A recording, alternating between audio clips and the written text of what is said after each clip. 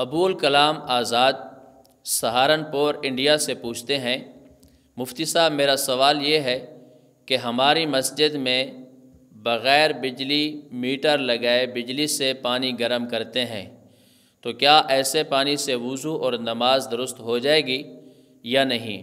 اور ایسا کرنے میں ذمہ دار حضرات گناہ گار ہوں گے یا تمام مصلی حضرات گناہ گار ہوں گے؟ جواب مرحمت فرما کر شکریہ کا موقع دیں۔ سب سے پہلی بات تو یہ ہے کہ کسی کی بھی بجلی اس کی اجازت کے بغیر استعمال کرنا جائز نہیں ہے۔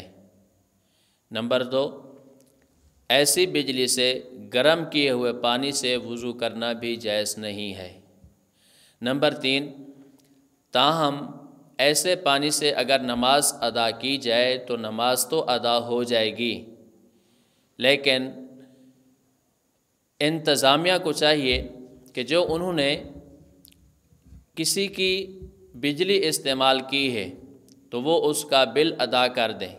اب اس کی دو صورتیں ہیں، ایک صورت تو یہ ہے اگر اس کا بل معلوم ہو کہ کتنا بنتا ہے وہ ادا کرنا چاہیے، اگر معلوم نہ ہو تو اندازہ لگانا چاہیے، جتنا اندازے میں ہے اس سے تھوڑی سی مقدار زیادہ رقم کی ادا کرنا یہ واجب اور ضروری ہے۔